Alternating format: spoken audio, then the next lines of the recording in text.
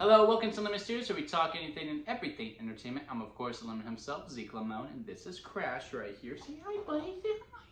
And this is my review for Oppenheimer. But before we get into that, let's get the house clean out of the way, shall we? I'm going to need you to leave a like, subscribe, and leave a comment below. Let me know your thoughts of Oppenheimer. I would greatly appreciate that because all of those help me grow into my YouTube career. Now, let's get into the review. So, Oppenheimer, as I'm sure most of y'all know, is written and directed by Christopher Nolan, one of the best directors that we have today. And this is his follow-up to Tenet. Well, not a follow-up, but Tenet was the last one where a lot of people weren't a huge fan of. And now he is doing Oppenheimer.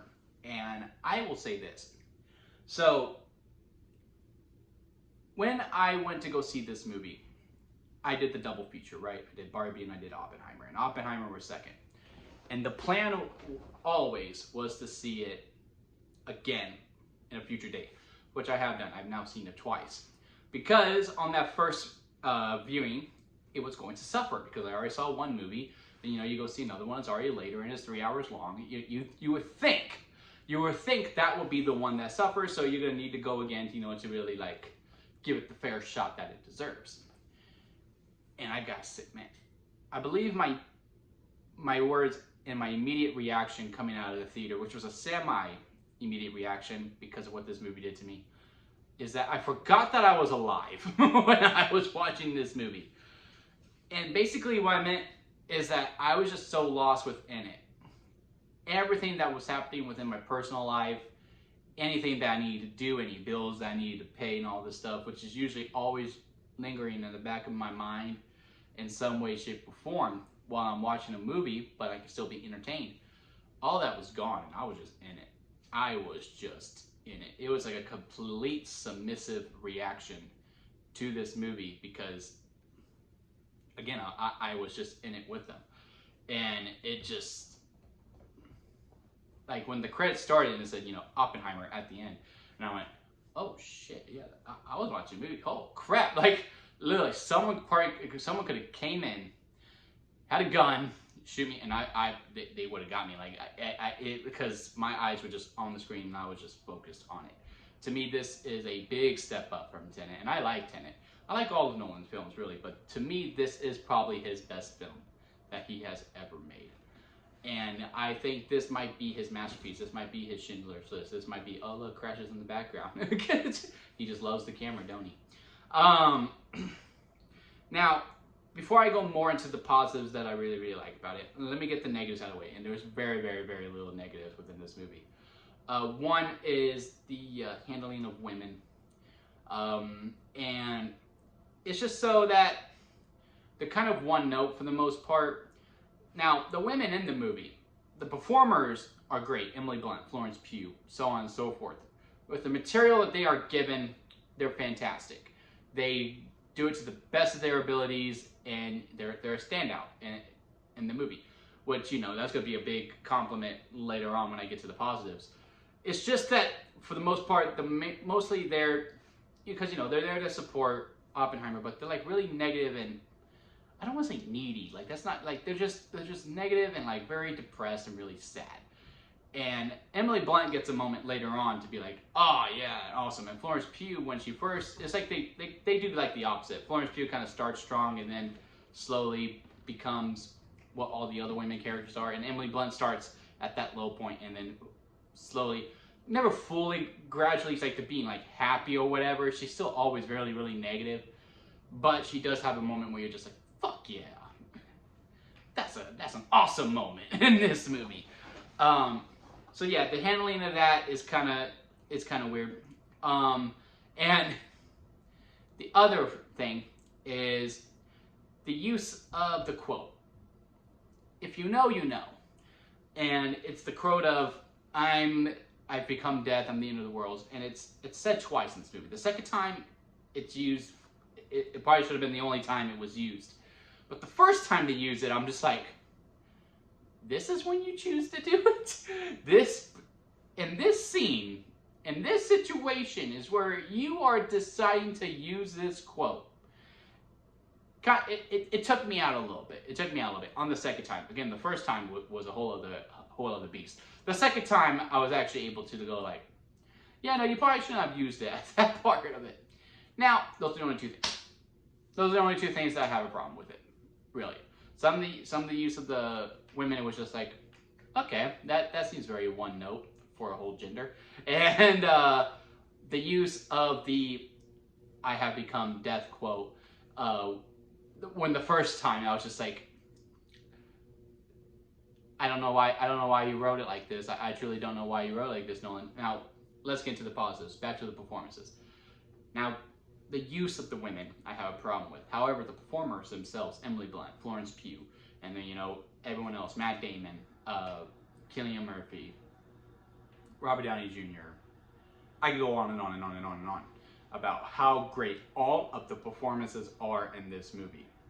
I mean, hell, the probably all the leading candidate for the SAG Award for Best Ensemble. Truly. Because everyone is absolutely stellar and fantastic, with no matter how little screen time they have. They make the use of it, and also Nolan has used those characters with those kind of caliber actors on how to really expand them. But there's only three that I really want to focus on. One, obviously, Cillian Murphy as Oppenheimer. He's absolutely fantastic in the movie. Completely loses himself in it. Don't even recognize him anymore. And now I'm just like, yeah, no, that's Oppenheimer at this point. He's absolutely great. Jason Clarke, who also, I want to apologize to my TikTok viewers on, I said was Matthew Perry. I always get Jason Clarke and Matthew Perry mixed up, and I thought it was Matthew Perry when I first came out of it, because, I straight out of theater, I didn't do any research on it beforehand, and I was like, oh crap, it's Jason Clarke. And he's also a standout to it, who's in the Fission storyline with Oppenheimer, and where they're in this, I remember, it's kind of like an interrogation type thing, interrogation/court type storyline, and they have one scene that's really, really, really good towards the end. But the real standout of this movie, and same things that I want to use that for Cillian Murphy, who gets completely lost, and as someone who has been saying that he has been worried if he can still act this way after doing so much Marvel, and of course I'm talking about Robert Downey Jr. He absolutely can. To me, he was the scene stealer. He really stood out amongst everyone else in this movie. I do think he is the leading candidate to win the Best Supporting Actor at the Academy Awards next year. He should definitely be nominated by the end of the year so far. I know we're still very early on within these talks of Oscars, but to me, he was absolutely great in this movie. But again, I don't, just because I'm mentioning those three, because those were the three that really stood out and spoke to me. Everyone in this cast is absolutely phenomenal in every way. Also, the sound design. This is the best sound design that Nolan has ever done. Because first of all, you can actually hear the characters as they're talking when music is playing. It finally balances itself out as compared to Tenet. But also, like, how you get into his head and how he's hearing when his anxieties are going up. It is just absolutely stellar. Same with the music as well, and the editing of seeing what's in his mind as well. Again, everything in this movie is absolutely awesome. But let's go ahead and talk about what we really mainly want to talk about, which is one of the best scenes in the whole movie, which is the bomb, when they do the test run. The whole lead up to it is 10 out of 10. I mean, I was holding my breath both times when I saw it, because again, I have seen it twice now. Where it's just like, oh man, okay, here we go. Because the way they set it up so well, and just with the stakes that have been put within, like, all right, if we push this button, there ain't nothing going back, was just awesome. And I don't know why I'm getting all these comments and other people saying, no, buddy, come here, buddy. And all these other people saying that, yeah, the explosion wasn't that well. Like, that's practical. That's practical. You can't go as crazy with it if you have the CGI. Like, that explosion was absolutely fantastic to me. So, yeah, I absolutely love this movie. I only have two very, very minor problems with it. For the most part, just two very, very minor problems that really stick out to me. Everything else is absolutely fantastic the way it is. To me, this is Nolan's masterpiece. And not only do I think this is Nolan's best movie, I do think overall it is the best movie of the year, which is why it gets the title. As y'all know, if I bring the belt out, this means I do believe it is my favorite movie of the year so far. So yes, it has dethroned Spider-Man Across the Spider-Verse for my favorite movie of 2023, and it is now Oppenheimer. And of course, that means it is a strawberry lemonade because that is the best kind of lemonade within the lemon rating system. Now, let me know your thoughts on Oppenheimer. Again, comment below, let me know. Like this video if you did enjoy this review. I would greatly appreciate that. And hit that subscribe button as we do have a lot more coming very, very shortly. And I'll see you here next time at Lemon Studios.